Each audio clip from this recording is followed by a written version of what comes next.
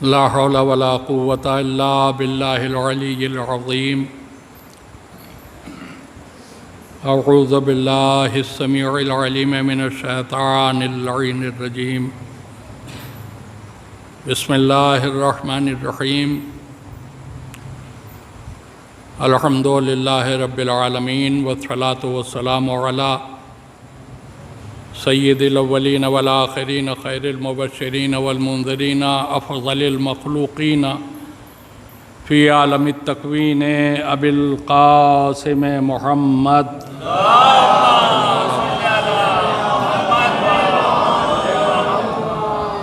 व आलिहि तय्यबीन ताहिरीन अल मअसूमीन अल मज़लूमीन व लअनतुल्लाहि अला अदाइहिम अजमईन मिन लैलिना हाज़ा इला यौमिद्दीन। अम्मा बअद फ़क़द क़ाल अल्लाहु तबारक व तआला फ़ी किताबिहिल मुबीन व हुवा अस्दक़ुस सादिक़ीन। बिस्मिल्लाहिर रहमानिर रहीम। वअन्ज़िर अशीरतकल अक़रबीन वख़्फ़िज़ जनाहक लिमन इत्तबअक मिनल मुअमिनीन। सलावत भेजें।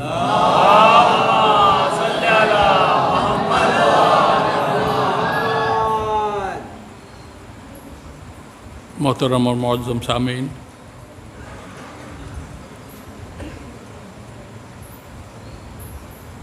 मेरी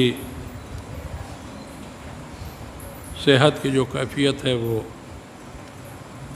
बरादर मारिफ साहब से आपने सुन ही लिया, लेकिन बस एक ही जुमला कहूँगा, ज़्यादा तफसील में जाके वक्त को बर्बाद नहीं करना है। मैं तकरीबन 20 दिन के बाद बीमारी के आपके सामने मजलिस पढ़ने आया हूँ और आपको सुन के ये हैरत होगी कि जिस दिन मुझे सीने में दर्द शुरू हुआ था उसी दर्द के आलम में उसी दिन मैंने 1 घंटे के अंदर मजलिस पढ़ी, इसलिए कि ये मेरा कामिल यकीन है। दुनिया की मेडिकल साइंस जो चाहे कहे, और अगर किसी डॉक्टर से पूछा जाए तो वो यही कहेगा कि आप मजलिस पढ़ने के मजाज नहीं हैं, लेकिन मेरा सिर्फ अपने मौला पर यकीन और एतबार और ईमान है, इसलिए कि हमारे मासूमीन ने ये फरमाया है कि हमारा ज़िक्र बीमारों के लिए शिफा है। तो मैं इस तकलीफ़ की कोई अहमियत नहीं समझता, न इस बीमारी की कोई अहमियत समझता हूँ, और मैं एक बात जानता हूँ कि अगर मुझे मजलिस पढ़ते पढ़ते मौत आ जाए तो इससे ज़्यादा मेरी कोई खुशकिस्मती नहीं हो सकती। मुझे 2 हार्ट अटैक हो चुके हैं।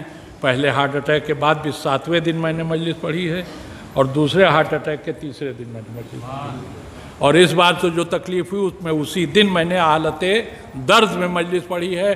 और आप यकीन जानिए जब मिंबर से उतरा हूँ तो मेरा दर्द बहुत कुछ कम हो चुका है। एक सलावत भेजिए मोहम्मद वाले।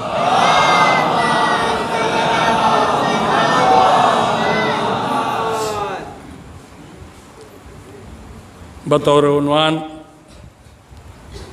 कुरान मजीद के 2 छोटे छोटे फ़िक्रे हैं जिन्हें मैंने आप हज़रात के सामने पेश करने का शरफ़ हासिल किया है। इन दोनों फ़िक्रों के सिलसिले से मैं इतना कह के गुफ्तगू को आगे बढ़ाऊँ कि यूँ तो मेरे नबी पर वही का सिलसिला बहुत पहले से था, लेकिन तबलीग के दीन के सिलसिले से ये पहली वही है जो मेरे नबी पर नाज़िल हुई। तफसील आपके सामने इंशाअल्लाह पेश करूँगा, मगर इससे पहले कि मैं गुफ्तगू शुरू करूँ, आप सभी हज़रात से गुजारिश है, 1 मरतबा सूरह हम्द और 3 मरतबा सूरह कुल हुवल्लाह की तिलावत फरमा कर जनाब ज़ैनुल हसन साहब मरहूम,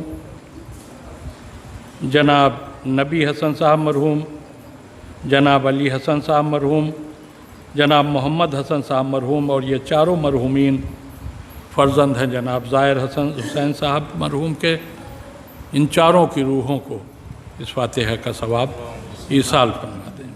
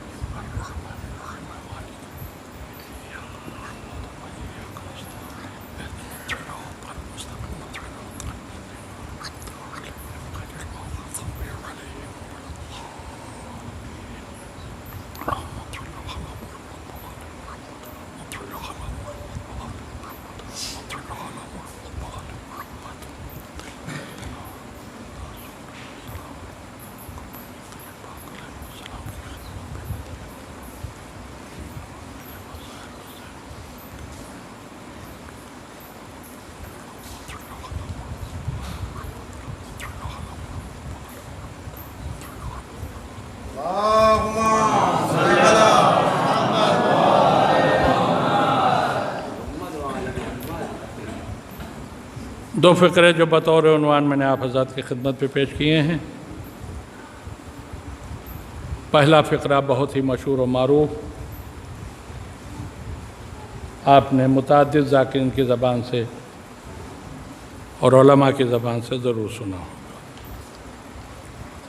दूसरा फ़िक्रा जो है वो समाअतों के लिए थोड़ा गैर मानूस है, इसलिए कि उमूमन पता नहीं क्यों उलमा और खुतबा हमारे इस दूसरे फ़िक्रे को नज़रअंदाज कर देते हैं और सारा ज़ोर तकरीर पहले ही फ़िक्रे पर सर्व करके और मजलिस को तमाम कर देते हैं, जबकि मैं ये समझता हूँ कि दूसरा फ़िक्रा पहले फ़िक्रे से बहुत ज़्यादा अहम है और उस पर रोशनी डालना बहुत ज़रूरी है। पहला फ़िक्रा मशहूर है, इसलिए आप सब उसके तर्जुमे से भी वाकिफ़ होंगे, लेकिन मैं अपने को दाखिल सवाब करने के लिए तर्जुमा आपके हवाले कर रहा हूँ। अल्लाह अपने नबी को ख़िताब करके नबूवत के ऐलान के साथ साथ तबलीग दीन का हुक्म दे रहा है। वांज़िर अशीरतकल अक़रबीन, अपने करीबी रिश्तेदारों को अज़ाब आखिरत से डराइए। और अब आप दूसरा फ़िक्रा जो है उसका तर्जुमा अगर गौर से सुन लेंगे तो आपको तर्जुमे ही से मज़ा आना शुरू हो जाएगा। वक़्फ़िज़ जनाहका लिमन इत्तबाअका मिनल मोमिनीन, और ए मेरे हबीब, ये आपके ख़ानदान में जो मोमिनीन हैं इनमें से वो लोग जो शरीयत के आने से पहले ही आपका इत्तिबा कर रहे हैं, उनके लिए अपने शानों को झुका दीजिए।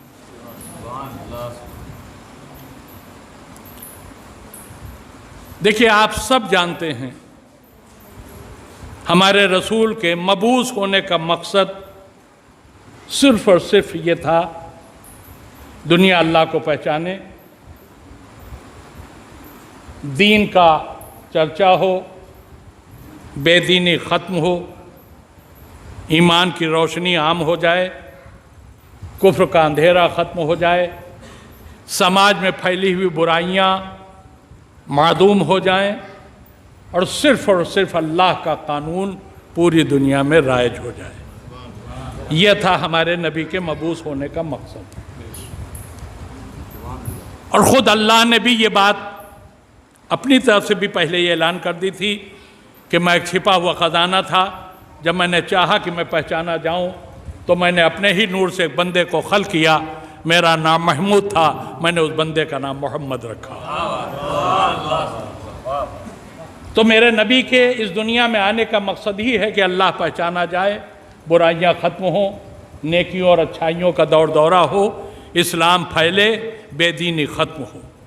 मगर आप देखिए, ये अजीब व गरीब बात है कि जो नबी अल्लाह को पहचानवाने आया था, बुराइयों को मिटाने आया था, अच्छाइयों को आम करने आया था, इस्लाम की तबलीग करने आया था, वो 40 साल तक खामोश बैठा रहा बग़ैर कुछ कहे। ये 40 साल जो मेरे नबी की खामोशी का ज़माना है, क्या इसमें तबलीग की ज़रूरत नहीं थी? क्या इस ज़माने में बुराइयां नहीं थीं? क्या इस ज़माने में बेदीनी नहीं थी? क्या इस ज़माने में मुआशरा कुफ्र के अंधेरों में भटक नहीं रहा था? क्या ईमान की रोशनी मादूम नहीं थी? सब कुछ था। तो फिर सवाल यह है कि मेरा नबी खामोश क्यों रहा, जबकि उसके आने का मकसद ही यह है कि यह सारी बुराइयों को ख़त्म करे, नेकियों को आम करे। खामोश क्यों रहा मेरा नबी?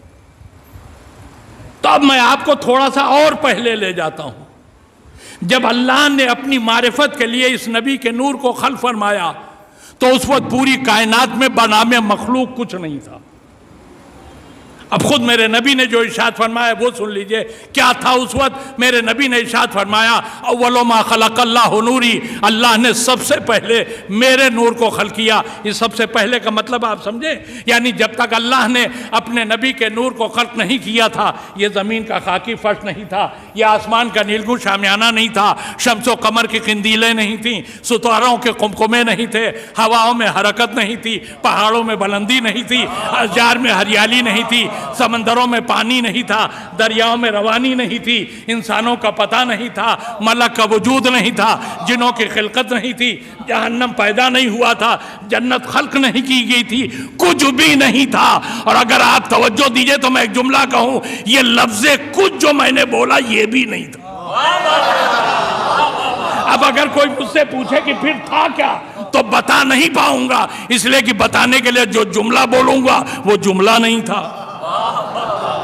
अल्लाह और बस अल्लाह। ऐसे हु के आलम में, ऐसे सन्नाटे के माहौल में अल्लाह ने अपने नबी के नूर को खल्क फरमाया। देखिए, हम जिस खुदा को मानते हैं उसे हम अपना माबूद कहते हैं, अपना मालिक कहते हैं, उसे रहीम कहते हैं, उसे करीम कहते हैं कि नहीं? खालिक मानते हैं, राज़िक मानते हैं। जहां हम अल्लाह की बेशुमार सिफात के कायल हैं, वही अल्लाह की एक शान और है जिसे हम सब मानते हैं कि अल्लाह ला शरीक है।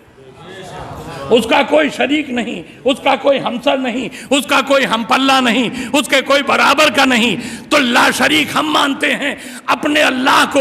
और अल्लाह की ये शान और अल्लाह की ये सिफत वो है जो बस अल्लाह के लिए है। कोई मखलूक इस शान और सिफत की मालिक नहीं बन सकती। मगर अब मैं करूं क्या? अल्लाह ने अपने नबी के नूर को जिस वक्त खल्क फरमाया, उस वक्त पूरी कायनात में बना में मखलूक कुछ था ही नहीं। तो मेरे नबी का नूर भी हो गया अल्लाह शरीक, इसलिए कि नबी के नूर का शरीक बनने के लिए मौजूद होना जरूरी था, और मौजूद कुछ था ही नहीं। नबी के नूर का शरीक बनने के लिए किसी न किसी चीज का मौजूद होना जरूरी था, और दुनिया में मौजूद कुछ था ही नहीं। पहली मखलूक है मेरे नबी का नूर। तो मेरे नबी का नूर भी हो गया अल्लाह शरीक। एक सलावत भेजिए जरा मोहम्मद वाले मोहम्मद।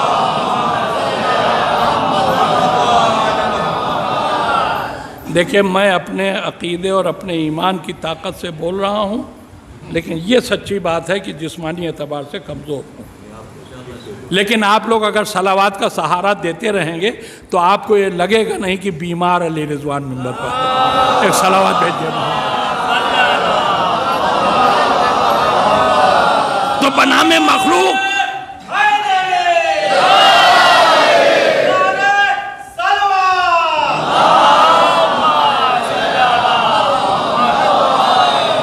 तवज्जो दीजिएगा। मेरा नबी 40 साल खामोश क्यों रहा?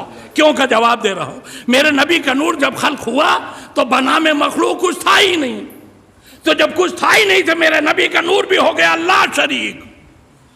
और अल्लाह शरीक होना अल्लाह के अलावा किसी और को देबा नहीं, किसी की और की शान नहीं। हमने आवाज़ दी मेरे मालिक, तो उन्हें अपने हबीब के नूर को ऐसी पोजीशन में, ऐसी कंडीशन में खल्क किया है कि जब वो भी ला शरीक बन गया है। और ला शरीक होना तेरे अलावा किसी और की शान नहीं हो सकती। मेरे मालिक, ये अपनी शान ला शरीकियत फ़कत अपने नाम महफूज रखेगा कैसे? का घबराए वो जिसके अख्तियार में कुछ ना हो, परेशान वो हो जिसके इक़्तिदार से कोई चीज़ बाहर हो। मैं साहिब इख्तियार भी हूँ, मैं साहिब इक़्तिदार भी हूँ। मैं जब चाहूं, जो चाहूं, जैसे चाहूं कर सकता हूं। मैंने कहा मालिक, मैं सब मानता हूं, मगर ये बता अपनी शान ला शरीकियत को तू अपने नाम महफूज रखेगा कैसे? कहा ये नूर जो मैंने अपनी मारिफत के लिए खल्क किया है, जो हालात की वजह से, कंडीशंस की वजह से मेरी ही तरह ला शरीक नजर आ रहा है, मैं इसी नूर के अब 2 टुकड़े किए देता हूं। एक टुकड़े का नाम मोहम्मद होगा, एक टुकड़े का नाम अली होगा। और जब ये 2 टुकड़े हो जाएंगे तो मोहम्मद अली के शरीक, अली मोहम्मद के शरीक, मैं अब भी ला शरीक। सलावत भेज दे मोहम्मद वाले मोहम्मद।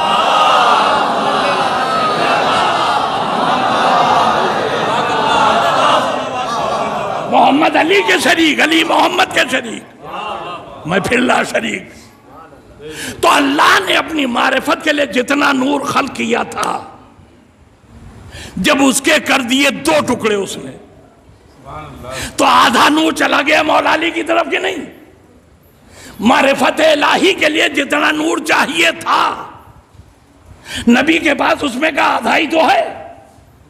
तो अगर आधे से अल्लाह पहचाना जा सकता होता तो अल्लाह पैदा ही 2 टुकड़े करता, मगर अल्लाह ने पैदा किया था 1। इसका मतलब यह है कि अल्लाह पहचाना जाएगा पूरे नूर से।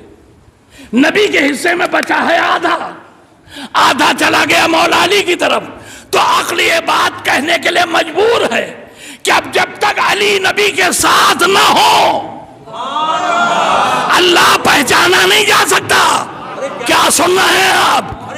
मेरा नबी भी इस हकीकत से वाकिफ था कि बगैर अली के मेरा कोई काम बनने वाला नहीं है। अब मैं जुमला आपके लिए कह रहा हूं, मेरा नबी जानता था बगैर अली मेरा कोई काम बनने वाला नहीं है, इसीलिए मेरा नबी खामोश बैठा था कि अली आ जाए तो काम शुरू करूं। तो भाई मैं एक जुमला कहता हूं, जब नबी का काम अली बगैर नहीं चलता तो उम्मतियों की क्या औकात है? सलावत भेजे मोहम्मद वाले मोहम्मद।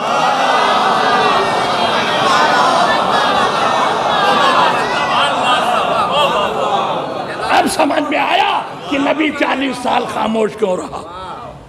इंतजार था अली के आने का, अली आ जाएं, साथ में तबलीग के काम करने लग जाएं, तब मैं काम शुरू करूं। इसीलिए मेरा नबी भी खामोश था और अल्लाह की तरफ से कोई आर्डर भी नहीं आया। अब जब अली आ गए, अब वही आ गई मेरे नबी पर, वांज़िर अशीरतकल अक़रबीन, जिसका इंतजार था वो आ चुका।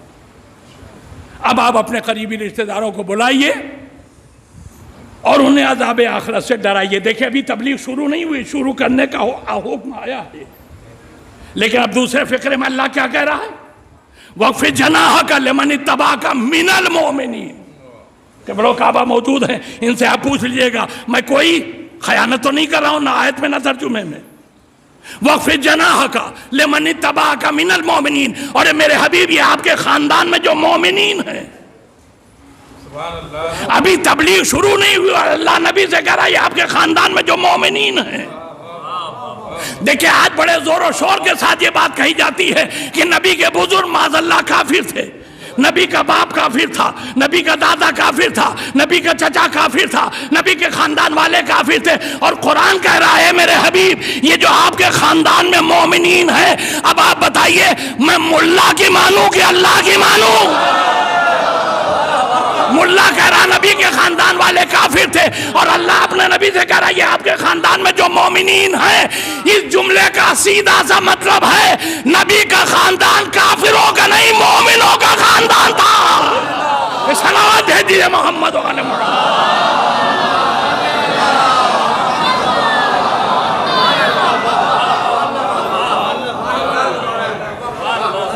और मैं इस बात को साबित करता हूं कि नबी के खानदान वाले काफिर नहीं थे, सबके सब मोमिनीन थे।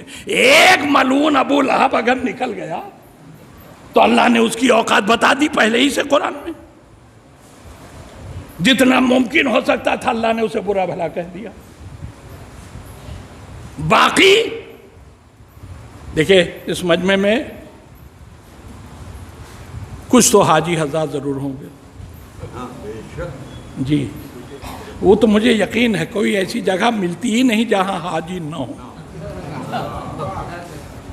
ये फजल है अल्लाह का, शुक्र है परवरदिगार का कि वो हमें इस आदत से नवाज देता है। अब जरा देखिए सामने ही हमारे हाजी साहब बैठे हैं और जो लोग हैं वो भी गवाही देंगे। जब कोई भी मुसलमान हज के लिए जाता है तो 2 शहरों में जाता है अरब के, मक्का मदीना। मक्का अल्लाह का शहर, मदीना नबी का शहर। मक्के ही में हज के अरकान अदा होते हैं।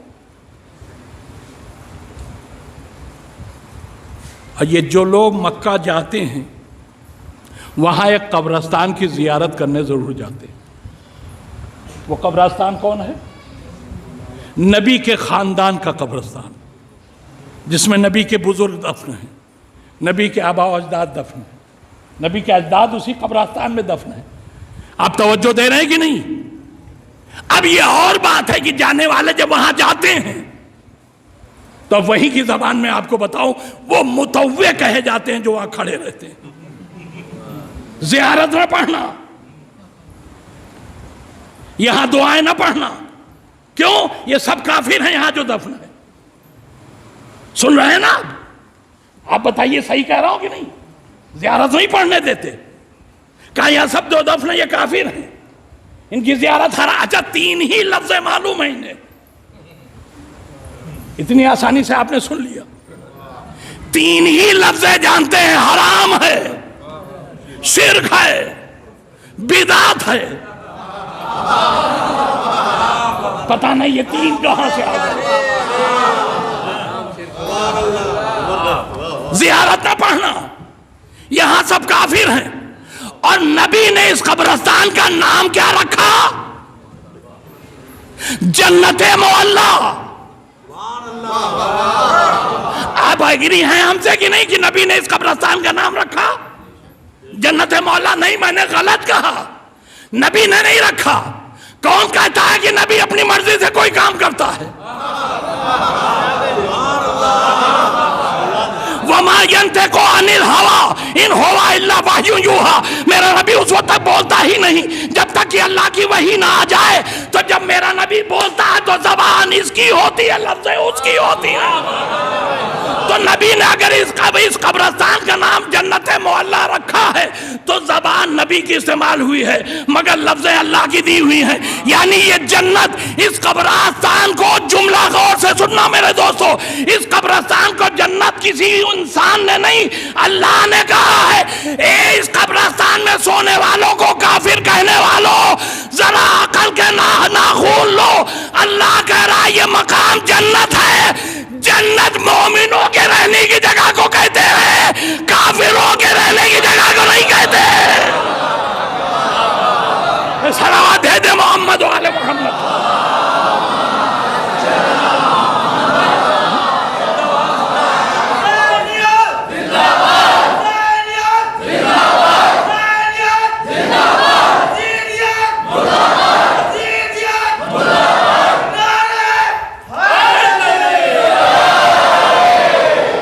तो इस कब्रिस्तान का नाम अल्लाह ने जन्नत रख के ये साबित कर दिया कि यहां जितने आराम कर रहे हैं सब मोमिन। अच्छा, नबी के पदरे बुजुर्गवार पर भी ये इल्ज़ाम लगता है, हालांकि वो उस कब्रिस्तान में नहीं है, वो उससे अलग है। तो अब मैं कब्रिस्तान वालों के ईमान का तो सबूत दे चुका मैं आपको। अब जनाब अब्दुल्ला के ईमान का सबूत सुनिए। जनाब अब्दुल्ला के ईमान का सबूत रवायत से नहीं कि आप ज़ईफ करके अपना दामन बचा लें, हदीस से नहीं कि गैर मोतबर कह के आप उसे झुठला दें, कुरान से पेश करूंगा। इसलिए कि पूरे उम्मत मुसलमा में वाहिद किताब कुरान है जिसकी बात जो न माने वो कुछ भी कहलाए मुसलमान नहीं हो सकता। अब कुरान सुनिए, देखिए इतनी आसानी से हम थोड़ी सुनाएंगे, पहले सलवात सुनाइए फिर कुरान सुनिए।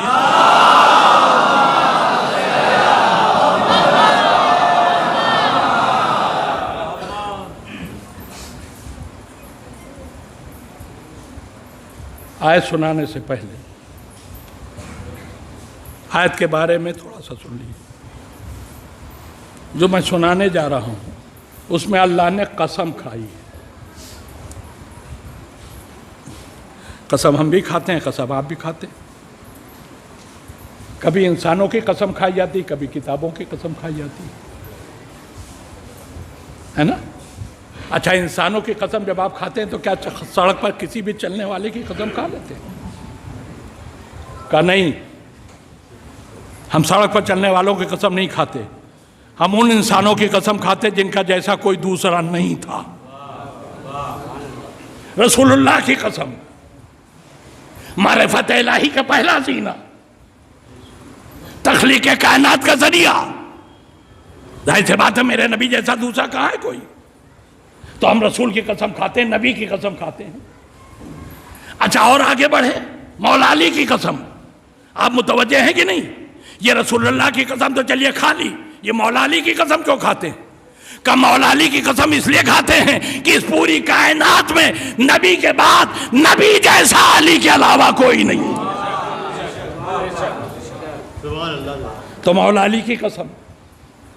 अच्छा, एक बीबी की भी कसम खा लेते हैं, का शहजादी कौनैन की कसम। ये शहजादी कौनैन की कसम क्यों खाई? अब मैं देखना चाहता हूं आप तवज्जो से सुन रहे हैं या फकत बैठे हैं। शहजादी कौनैन की कसम क्यों खाई आपने? क्या आप नहीं जानते इसकी कसम हमने क्यों खाई? पूरी अल्लाह की मखलूक में वाहिद बीबी है जो किरदार में मोहम्मद है, अमल में अली है।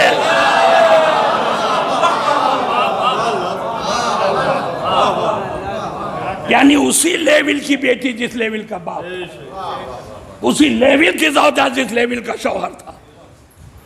तो हमने रसूल की कसम खाई, मौला अली की कसम खाई, शहजादी की कसम खाई। क्यों? कहा इनके जैसा कोई और है ही नहीं। यानी हम उनकी कसम खाते हैं जिनके जैसा कोई न हो। अब आप बताइए, जब हम कसम खाने में इतनी एहतियात करते हैं कि उनकी कसम खाए जिनके जैसा कोई ना हो, तो अब अगर अल्लाह किसी इंसान की कसम खाए तो क्या यह मुमकिन है कि वो काफिर होगा? अब आए सुनिए, बिस्मिल्लाहिर्रहमानिर्रहीम। ला उक़सिमु बिहाज़ल बलद, अल्लाह कह रहा मेरे हबीब इस शहर मक्का की कसम, व अंता हिल्लुम बिहाज़ल बलद, मैं इस शहर मक्का की कसम इसलिए खा रहा हूं कि तू इसमें रहता। सुन लिया आपने यहां तक? अब आगे सुनिए, व वालिदिन व मा वलद, ए मेरे हबीब तेरे बाप की कसम, तेरी औलाद की कसम। हाय हाय, अब मैंने क्या कह दिया? आपने इतनी खामोशी से सुन लिया। हम कसम जब किसी इंसान की खाते हैं तो नबी की कसम इसलिए कि नबी जैसा कोई नहीं, अली की कसम इसलिए कि नबी के लेवल का मौला अली, शहजादी की कसम इसलिए कि शहजादी अपने बाप जैसी, अपने शौहर जैसी। यानी उन हस्तियों की कसम खाते हैं जिनके जैसा कोई ना हो। अल्लाह ने अपने नबी से कहा मेरे हबीब आपके बाप की कसम। अब एक जुमला कहूं, देखिए एक जात इस वक्त बहुत मशहूर है और किरदार के एतबार से मैं भी मानता हूं बहुत अजीम इंसान था, श्री राम जी। किरदार के एतबार से कहीं कोई खोट नहीं निकाल सकता। मगर ये बताइए कि इतनी अजीम शख्सियत जिसे माना जा रहा है, आप कभी उसकी कसम खाते हैं? नहीं खाते। क्यों?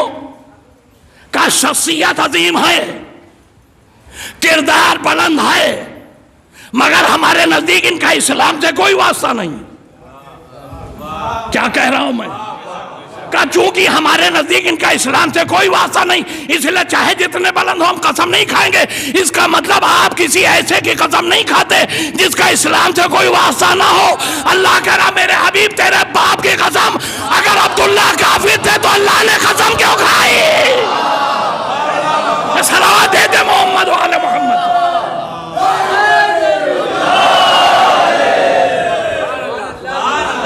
अगर जनाब अब्दुल्ला काफिर थे, और देखिए मजे की बात, ये जो नबी का बाप, मैंने कहा ना कि अल्लाह ने नबी के बाप की कसम खाई, हालांकि कुरान में नबी का बाप है नहीं, उसमें सिर्फ वालिद व मा वलद, मेरे हबीब बाप की कसम, औलाद की कसम। तर्जुमा यही तो हुआ ना।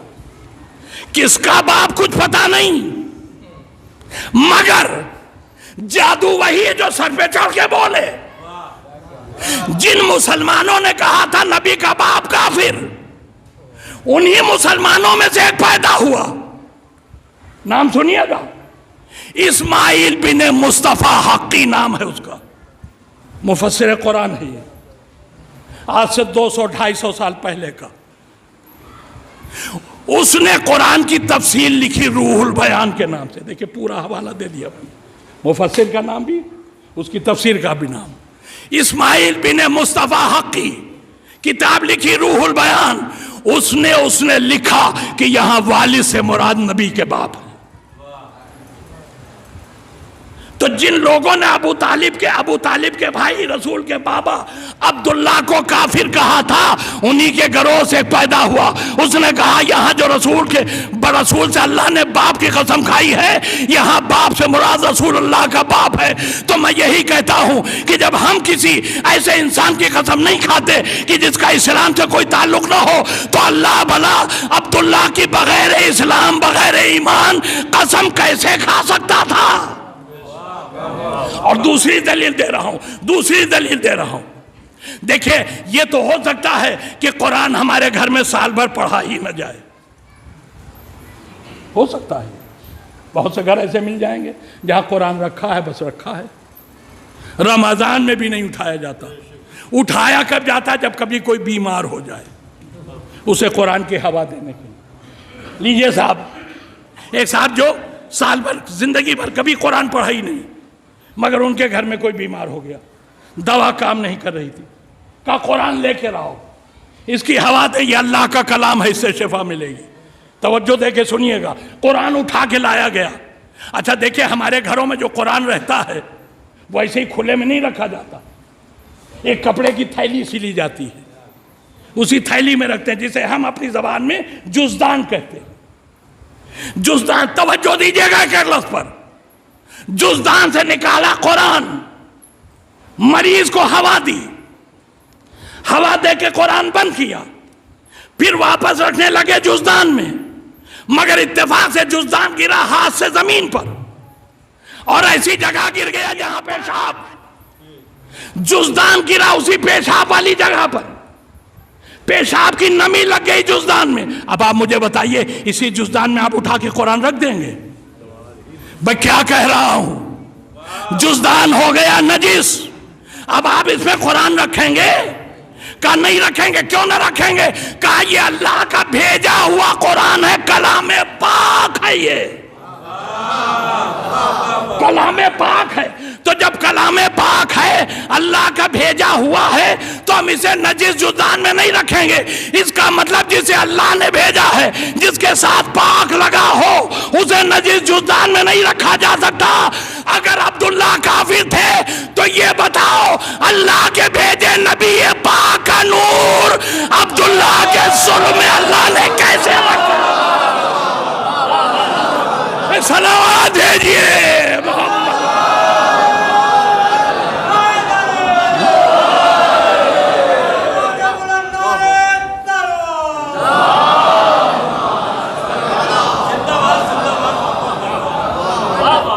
अगर जनाब अब्दुल्ला काफिर थे तो नबी पाक का नूर इनके सुल में अल्लाह ने क्यों रखा? अब दो शख्सियतें हैं जिनके लिए मैं एक जुमला कहे बगैर आगे बढ़ नहीं सकता। एक नबी का बाप, एक अली का बाप। नबी और अली का नूर एक, किसी जबान में दम नहीं जो कह सके कि नबी नजीस। इसका मतलब अली को भी कोई नजीस नहीं कह सकता।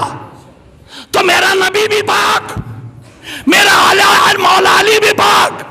तो मानना पड़ेगा इन दोनों पाक नूरों को अल्लाह ने जिन जिन सुल्बों में रखा था वो नजीस नहीं हो सकते। यानी ना अब्दुल्ला काफिर थे, ना अबू तालिब काफिर थे। सलावत भेज दीजिए मोहम्मद वाले।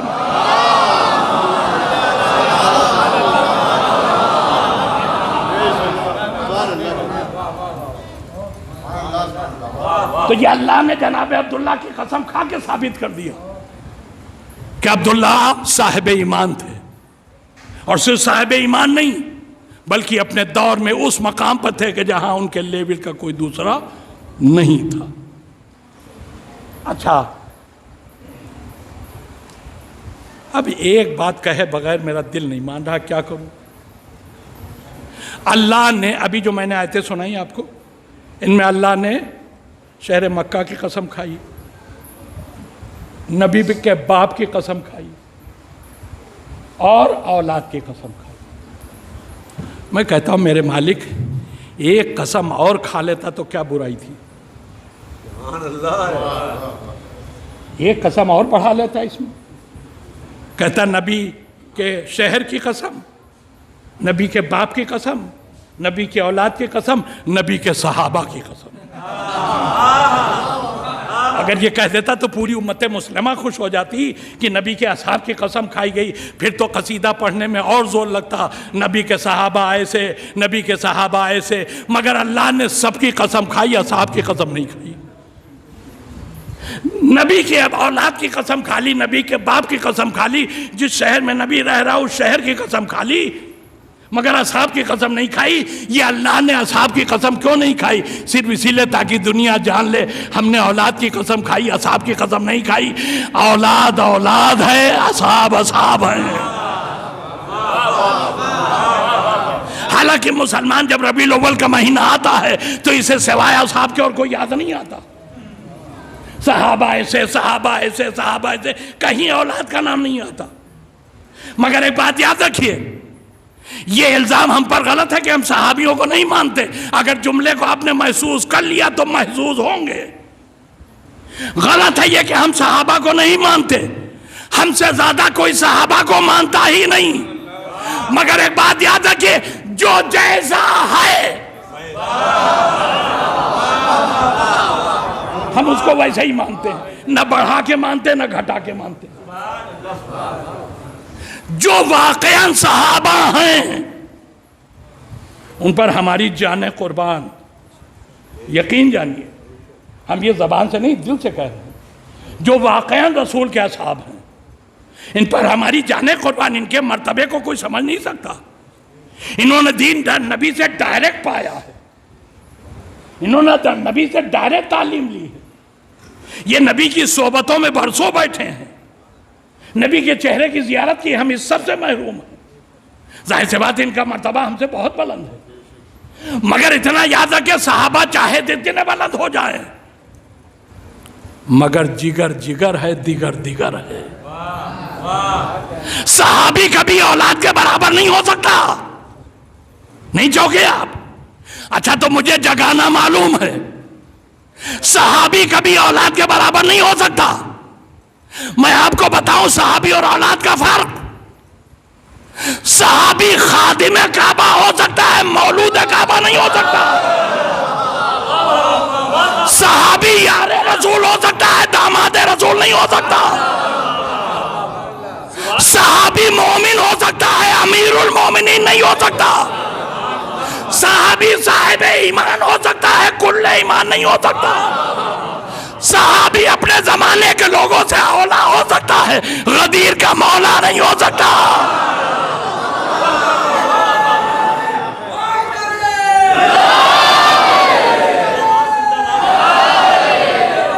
सहाबी मैदाने जंग से लापता हो सकता है, लापता नहीं हो सकता। सहाबी अमीर हो सकता है, जनाबे अमीर नहीं हो सकता। एक सलावत भेजिए मोहम्मद वाले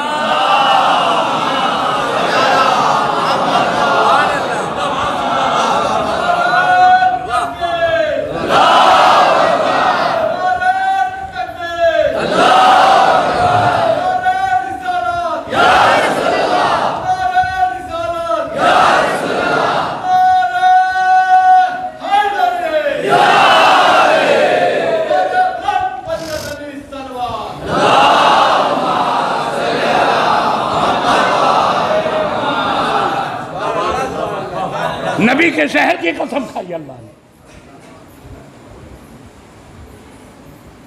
नबी का शहर, उसके कसम खाई जिसमें नबी रहता है। अब एक जुमला कहूं, अल्लाह ने कहा चूंकि इस शहर में तू रहता है इसलिए मैं इसकी कसम खा रहा हूं।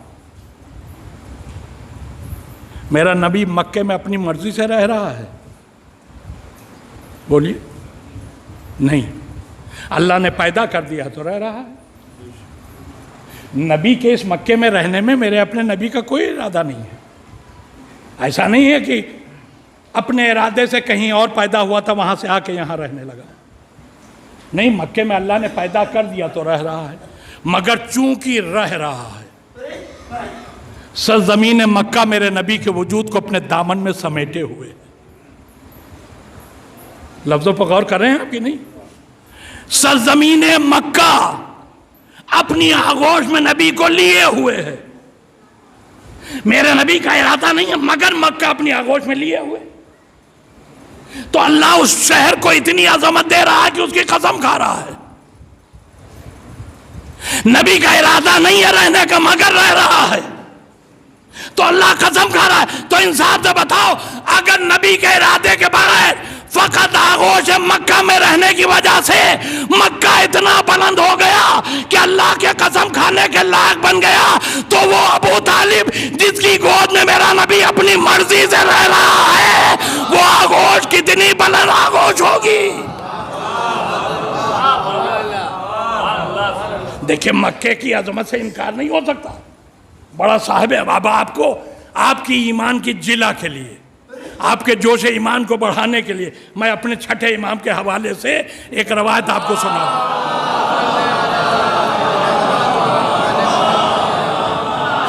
जाग के सुनिएगा, मेरे छठे इमाम से मंसूब रवायत है। इमाम ने फरमाया कि एक दिन मक्के की सरजमीन ने अपनी अजमत पर बड़ा नाज किया और उसने कहा कि मेरे बराबर कोई जमीन नहीं। तो जैसे ही उसने नाश किया, सरजमीन करबला से आवाज आई, ए मक्का, ये बता कि तू अपने ऊपर नाश क्यों कर रहा है। ए सरजमीन मक्का, ये बता तू अपने ऊपर नाश क्यों कर रही है। तो मक्के की जमीन ने कहा, मैं नाज इसलिए कर रहा हूं कि मेरी आगोश में अल्लाह का घर है। नहीं सुना आपने? मक्के ने क्या कहा, मुझे नाज इसलिए है कि मेरी आगोश में अल्लाह का घर है। तो करबला ने कहा, मक्का, बस अब आज के बाद अपने ऊपर नाज ना करना, इसलिए कि मेरे मुकाबले में तेरे नाज की कोई हैसियत नहीं। तेरी आगोश में अल्लाह का घर है और मेरी आगोश में वो सो रहा है जिसने अल्लाह के घर की इज्जत बचाई है।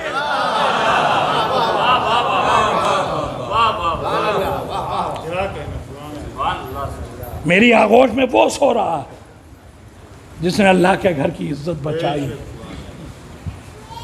देखिए, आ रहा हूं मैं अपने मंजिल पर।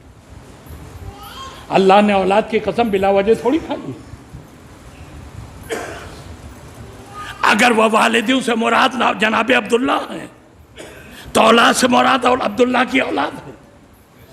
और जाहिर सी बात, जो अब्दुल्ला की औलाद है वही रसूल की औलाद है।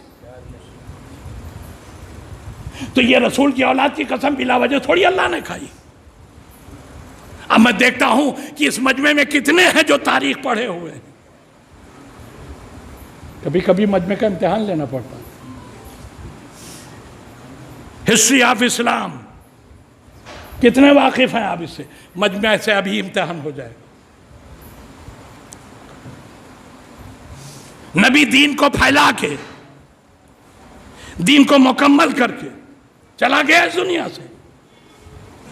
अभी 20 साल नहीं गुजरे थे नबी को इस दुनिया से गए हुए, 20 साल नहीं गुजरे थे। इस उम्मत मुसलमा की हालत ये हो गई कि उसने शराबी और जानी को अपना इमाम मानना शुरू कर दिया। शराबी को इमाम। ये तारीख है, रात भर जिनाकारी करने वाला उसी हालत नजासत में नजिस कपड़े पहनकर मस्जिद में आ गया और मुसलमानों को नमाज पढ़ा दी। और इतनी शराब पी थी रात भर कि सुबह 2 के बजाय 4 रकत पढ़ा दी जी। और जब पीछे से कुछ फुसफुसाहट हुई 2 की 4 पर, तो घूम के देखते हैं, कहते क्या कुछ कम रह गई और पढ़ा दे। ये है उस वक्त के मुसलमानों का हाल जो नबी के इस दुनिया से गए हुए 20 साल का जमाना गुजरा है। मुझे इस नमाज पढ़ाने वाले पर हैरत नहीं आया।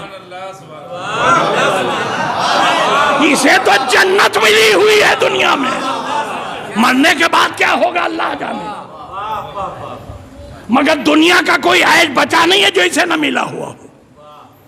तो ये अगर नमाज पढ़ा रहा है इस आलम में, तो हैरत इस पर नहीं है, हैरत उन पर है जो इसके पीछे पढ़ रहे हैं, ऐसे को अपना इमाम मान रहे हैं। अच्छा, ये तो उस वक्त का हाल है जब नबी को गए हुए अभी 20 साल नहीं गुजरा, और अब आज वक्त गुजर गया 1400 साल। तवज्जो कीजिएगा क्या कह रहा हूं। आज 1400 साल गुजर जाने के बाद, मेरे नबी के इस जाने दुनिया से जाने के बाद, आज मुसलमान से पूछिए किसी शराबी के पीछे नमाज पढ़ोगे? अजी कहेंगे नमाज पढ़ना तो दरकनार, हमें मालूम हो जाए कि फला इंसान शराब पीता है, उसे हम मस्जिद में घुसने भी न देंगे। है ना यही मिजाज? कल बदकार, फासिक और फाजिर के पीछे लोग नमाज पढ़ रहे हैं शौक से।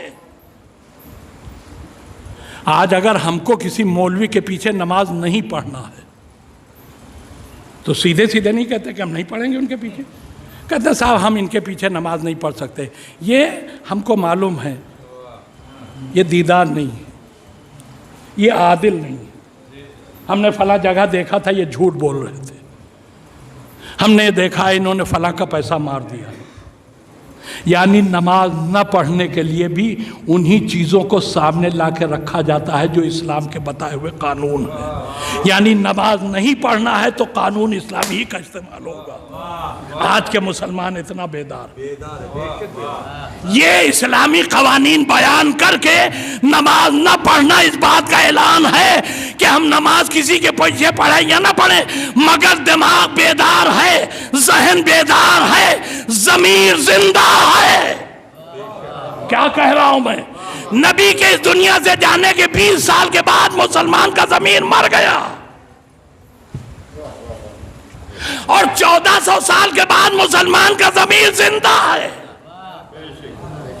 होना तो यह चाहिए था जो उस जमाने का था हाल वो अब हो। 1400 साल गुजर गए नबी को गए हुए, और जो बेदारी इस वक्त है वो उस वक्त होना चाहिए, इसलिए कि अभी 15-16 साल गए हुए हैं नबी को गए हुए, मगर उस वक्त के मुसलमान का जमीर मुर्दा।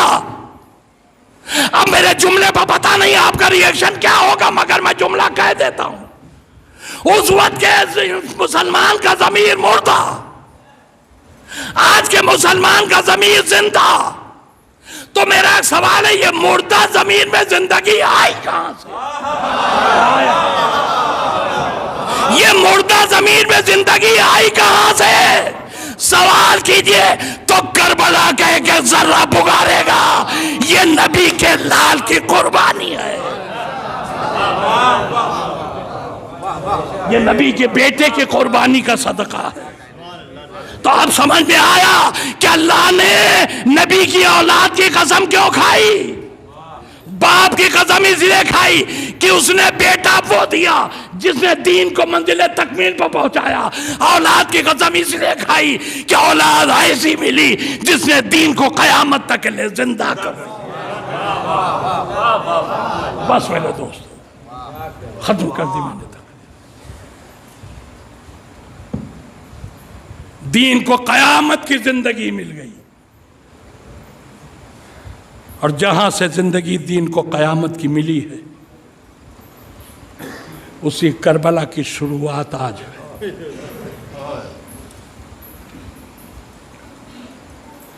ये नबी के घर की एक फर्द की शहादत नहीं है, दीन के तहफ़्फ़ुज़ का आगाज़ है जो 9 ज़िलहिज्जा को कूफे से हुआ।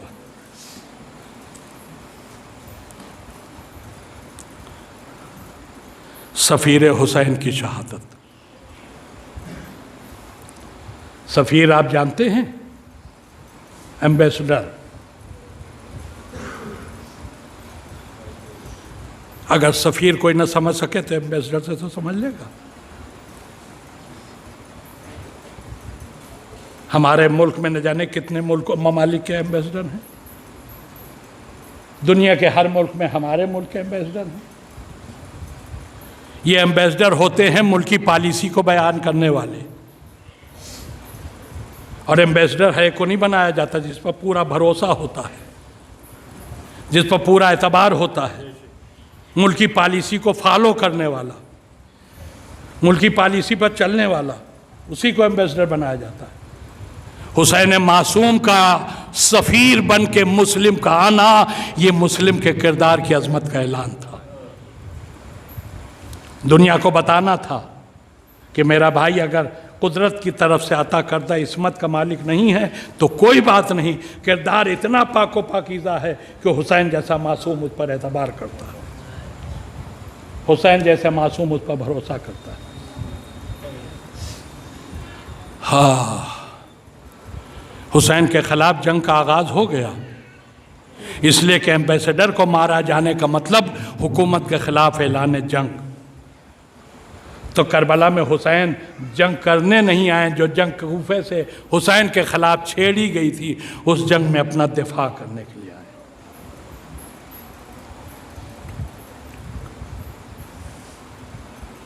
हाय, कहाँ से लाऊं लफ्ज़ें उस बेकस और मजलूम के तस्करे के लिए।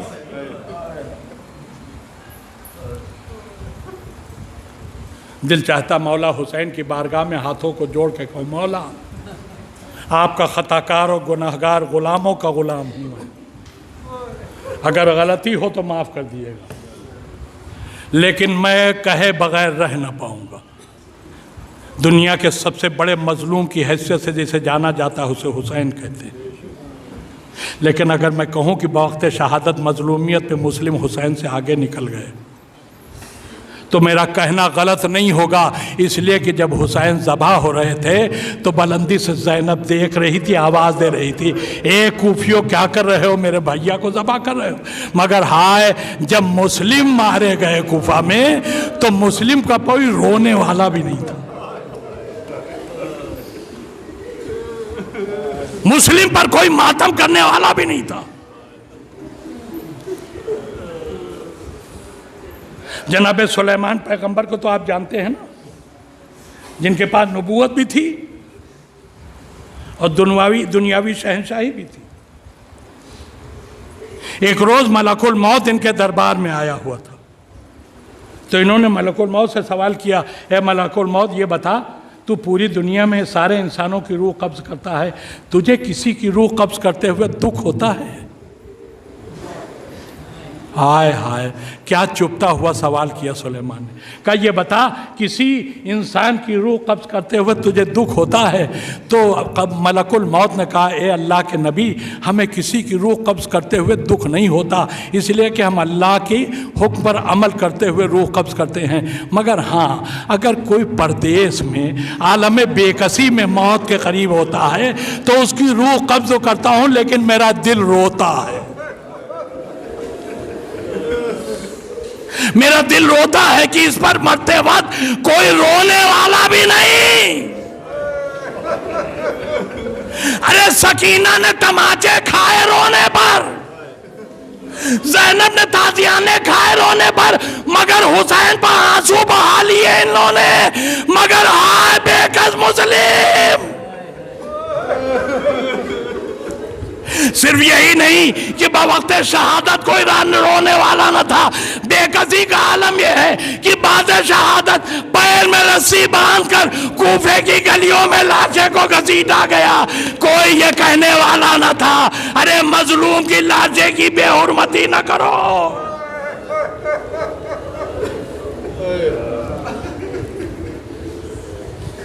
अच्छा देखिए, हुसैन ने भेजा था, हुसैन मासूम है, हुसैन इमाम ज़माना है, हुसैन वक्त के हादी हैं। ऐसा नहीं है कि हुसैन जानते नहीं थे कि मेरे भाई के साथ क्या होने वाला।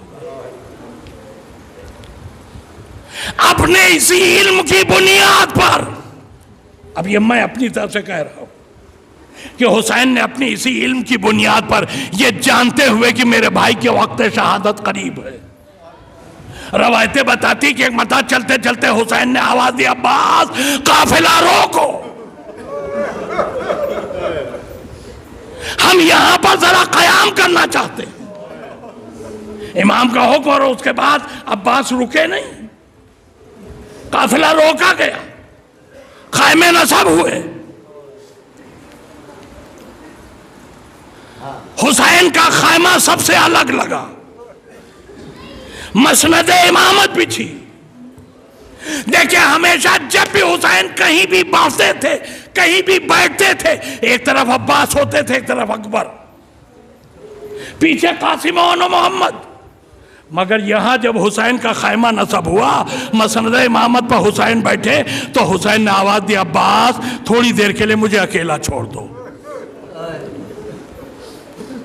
अली अकबर थोड़ी देर के लिए तुम खैमे से बाहर चले जाओ। अरे कासिम और मोहम्मद थोड़ी देर के लिए इस खैमे को खाली कर दो। इमाम का हुक्म मिलना था। बैक मरतबा अब्बास भी निकले, अली अकबर भी निकले, कासिम और मोहम्मद भी निकले, हुसैन अकेले मसनद इमामत पर बैठे। अब रवायत के जुमले यही हैं कि हुसैन जिक्र इलाही में मसरूफ हुए और जिक्र इलाही करते करते एक मरतबा हुसैन की आंखें बंद हो गई।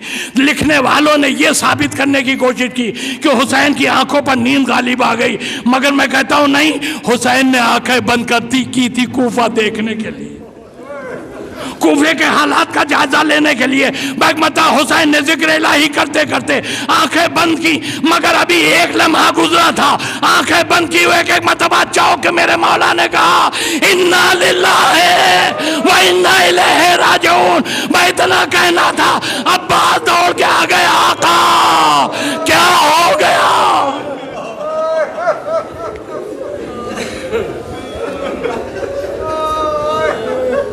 देखिए अरबाब अज़ा, हालात की बुनियाद पर 1 साल नागा करने के बाद आपके दरमियान हाजिर हुआ हूं। सफीर हुसैनी का मातम 1 साल गैप के बाद हो रहा है। अरे इस मजलूम पर रोने में कंजूसी न करना।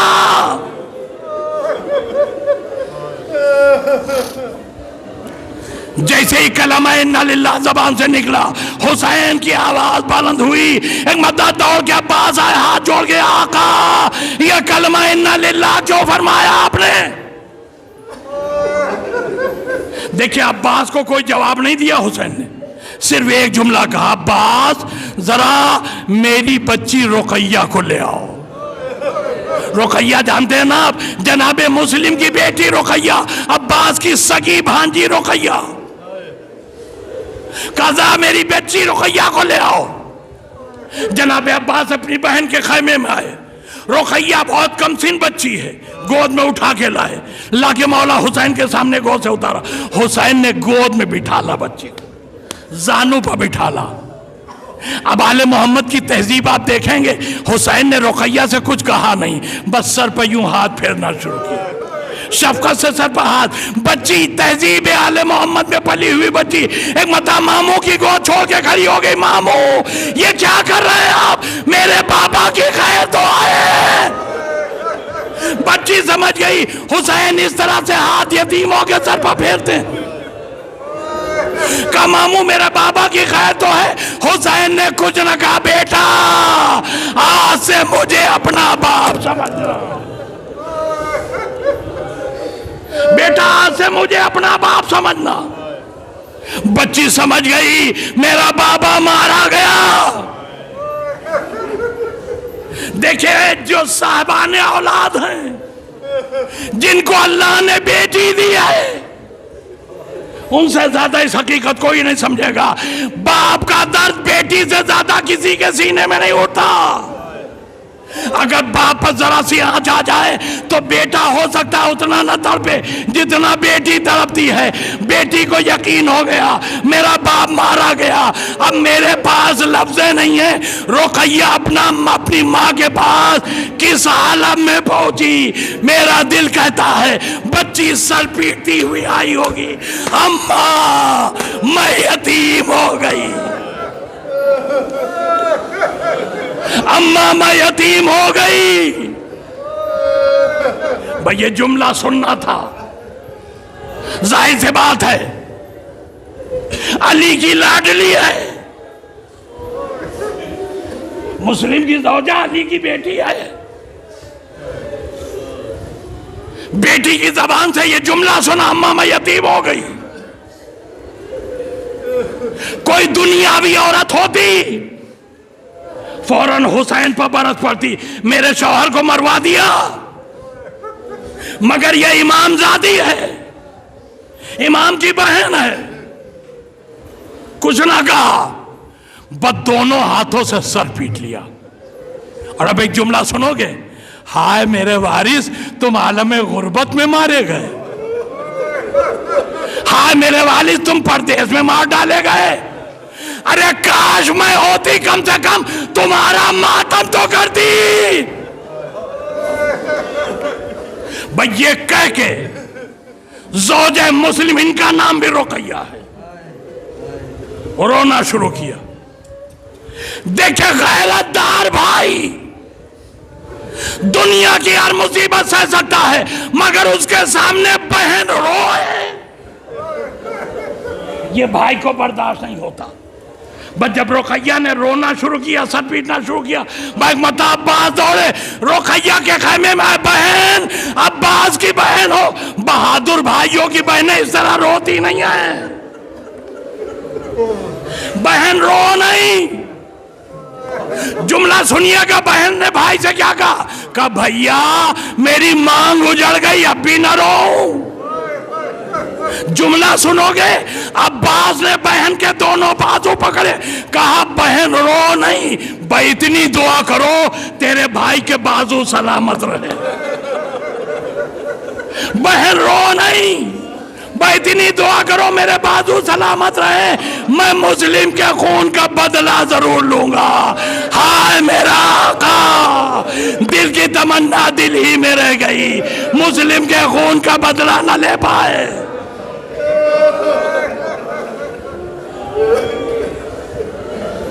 बहन भाई के सामने पछाड़े खा रही है, भाई खड़ा हुआ बहन की यह हालत देख रहा है। भाई मता बढ़ के अब्बास ने अपनी रिदा से पहले बहन के आंसू पोंछे और उसके बाद खुद अपने आंसू पोंछे। और अरबाब अज़ाब ये रवाज जो मैं पढ़ रहा हूं ये बराबर मैं पढ़ता हूं, आप हर साल सुनते हैं। अब रोते हुए अब्बास आए खैमे हुसैन में, हुसैन के सामने हाथों को जोड़ के खड़े हो गए। हुसैन ने सर उठाया, मेरे शेर भाई क्या बात, का मौला कूफा जाने की इजाजत दे दी। का अब्बास अभी जंग का वक्त नहीं आया है, मैं तुम्हें कूफा जाने की इजाजत नहीं दे सकता। सुनिएगा अब्बास ने क्या कहा, आका मैं जानता हूं आपकी मर्जी क्या है, आपकी मर्जी के खिलाफ ये गुलाम कभी नहीं जा सकता। मुझे भी पता अभी वक्त है, जंग नहीं आया है, मगर मेरे आका मैं कूफा इसलिए जाना चाहता हूं कि मेरा भाई मैंने सुना है दारुल अमारा की छत पे मारा गया है, मेरे भाई के लाश को अभी ऊपर से नीचे फेंका जाएगा। ए आका मैं कूफे इसलिए जाना चाहता हूं ताकि मुस्लिम का लाशा अपने हाथों में रोक लूं। भाई ये सुनना था। हुसैन ने कहा अब्बास मेरे करीब आओ। अब्बास करीब आए, हुसैन ने अब्बास के चेहरे पर हाथ फेरा, कहा अब्बास अब जरा कूफे की तरफ देखो। अब जो मुस्लिम की तरफ देखा अब्बास ने तो क्या देखा, लाशा ऊपर से नीचे आ रहा था और नीचे रसूल अल्लाह अमामा उतारे हुए अपने सर को दोनों हाथों से पीट कर आवाज दे रहे, आ मेरे हुसैन के सफीर, आ ये रसूल तेरा जनाजा अपने हाथों पर लेने के लिए तैयार है। लाशे मुस्लिम नीचे आया, रसूल ने हाथों पर उठाया, दोनों हाथों से मातम किया, वाह मुस्लिमा, वाह मुस्लिमा। अरबाब अज़ाब एक मजलूम, एक बेकस का ताबूत, दिल खोल कर मातम करना। आवाज दो ए शहजादी ज़हरा, आपको आपके बेटे की शहादत का पूछा। वाह हुसैना, वाह हुसैन।